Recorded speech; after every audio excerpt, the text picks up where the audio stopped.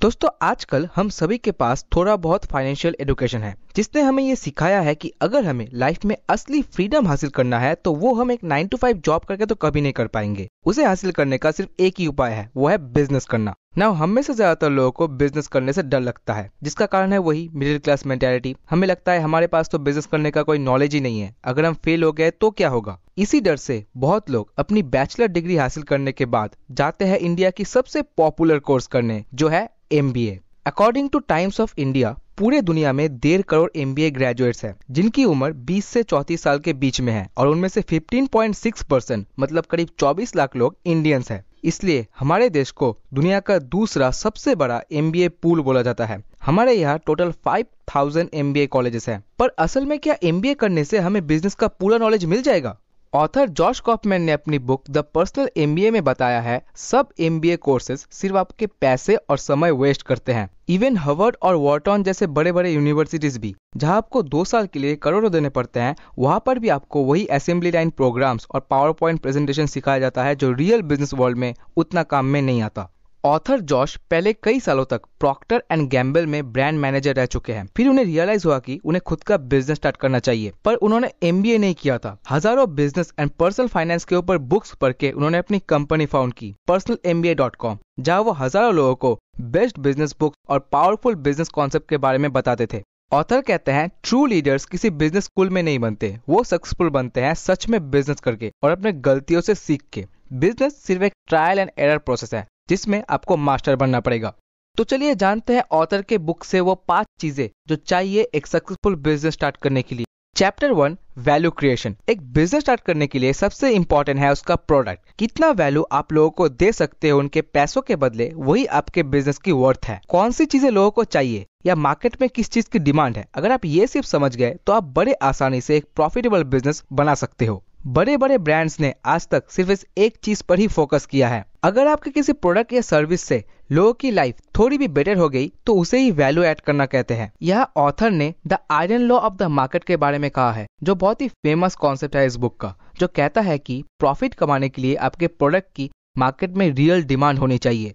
अगर उसकी डिमांड ही नहीं होगी तो उसे खरीदेगा कौन? इसलिए अपना बिजनेस स्टार्ट करने से पहले अपने प्रोडक्ट की थोड़ी मार्केट रिसर्च कर लो। Chapter 2, marketing. अभी अपना प्रोडक्ट तैयार होने के बाद आपको मार्केट में पहले उसकी डिमांड क्रिएट करनी पड़ेगी। मतलब उसका डिमांड तो पहले से ही थोड़ा बहुत होना चाहिए। आप सिर्फ लोगों में एक अवेयरनेस क्रिएट करोगे कि हाँ, मेरा प्रोडक्ट आपकी प्रॉब्लम सॉल्व कर सकता है, और ये करने का सबसे बेस्ट तरीका है मार्केटिंग। मार्केटिंग आपको अपने टारगेट कस्टमर तक पहुंचा सकता है जिन्हें सचमुच में आपके प्रोडक्ट की नीड है। जो बिजनेस जितना कम पैसे खर्च करके ज्यादा से ज्यादा अपने टारगेट ऑडियंस या कस्टमर तक पहुंच पाएगा, वो बिजनेस उतना सक्सेसफुल माना जाएगा। बट आज के day to day busy life में सब लोग हर समय इतने सारे एड्स और प्रमोशन हर जगह देखते हैं कि इसमें से आपके प्रोडक्ट के एड को अलग कर पाना बहुत ही मुश्किल है। इसलिए ऑथर ने कहा है आपके मार्केटिंग में कुछ यूनिक होना चाहिए ताकि लोग उसे चाहकर भी इग्नोर न कर पाए। सोचो एक मैदान में बहुत सारी ब्राउन कलर की गाय खड़ी है और उस बीच कहीं एक पर्पल कलर की गाय है, तो लोगों की नजर उस पर सबसे पहले जाएगी कि नहीं?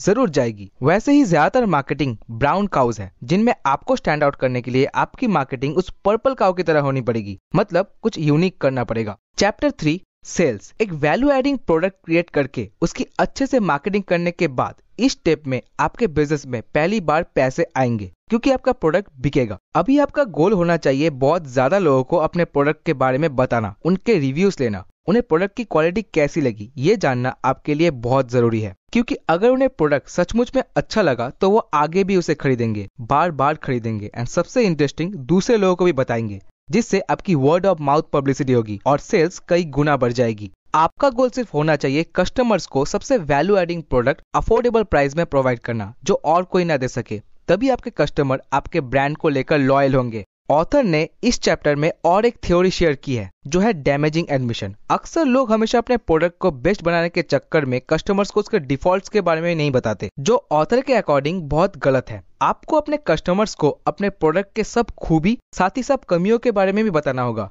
जिससे कि लोगों का आपके ऊपर एक ट्रस्ट बिल्ड हो। Chapter 4, value delivery. ये पॉइंट काफी इंपॉर्टेंट हो जाता है जानना जब आप एक सक्सेसफुल बिजनेस क्रिएट करना चाहते हो जो लॉन्ग टर्म के लिए सस्टेन हो। आपको अपने कस्टमर्स को वो एग्जैक्ट सेम प्रोडक्ट सब सेम क्वालिटीज के साथ प्रोवाइड करना पड़ेगा जो देने का आपने प्रॉमिस किया था। काफी बिजनेस लोगों के साथ स्कैम करते हैं। वो वादा तो करते हैं एक बहुत ही हाई क्वालिटी प्रोडक्ट देने का, बट जब कस्टमर्स को वो प्रोडक्ट सचमुच में मिलता है तो वो देखते हैं उसमें वैसा कुछ भी नहीं है जो देने की बात थी। ऐसे फ्रॉड करने से बिजनेसेस को वन टाइम प्रॉफिट तो मिल जाता है, बट वो बिजनेस कभी भी लॉन्ग टर्म के लिए चल नहीं सकता, क्योंकि वो कस्टमर दोबारा कभी भी उस बिजनेस के प्रोडक्ट नहीं खरीदेगा, ना ही लोगों को उसके बारे में बताएगा। वही दूसरी तरफ, क्या आपको Zappos के बारे में पता है? Zappos एक लीडिंग ऑनलाइन शू स्टोर है जिसे निक स्विनमान नाम के एक इंसान ने फाउंड किया था 1999 में। फिर 2009 में, मतलब 10 साल बाद, Amazon ने इस कंपनी को खरीद लिया $1.2 बिलियन के बदले। मगर क्यों जानते हो? क्योंकि Zappos ने प्रॉमिस किया था अपने कस्टमर्स को कि वो 5 से 7 दिन में शू डिलीवरी कर देगा,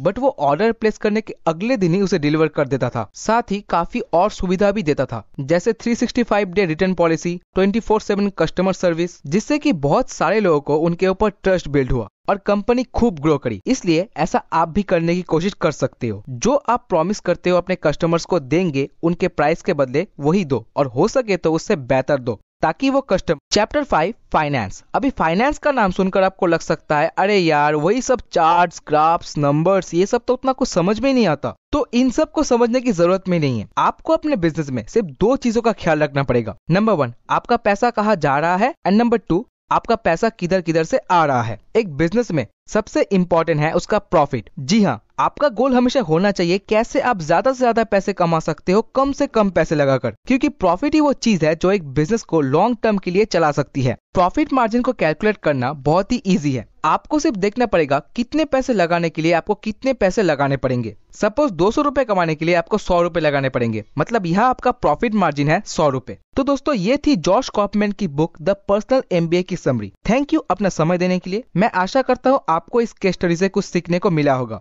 इस बुक में ऑथर ने यही समझाया है कि बिजनेस करना उतना भी मुश्किल नहीं है। खासकर अगर आपको ये 5 चीजें अच्छे से मालूम होगी तो आपके बिजनेस नॉलेज का एक बेस क्रिएट हो जाएगा। आपको MBA करने की जरूरत नहीं है ये सब सीखने के लिए। तो बस इस बारे में अपने ओपिनियंस कमेंट में बताओ। हम मिलेंगे बहुत जल्द, तब तक सीखते रहें, सिखाते रहें। जय हिंद।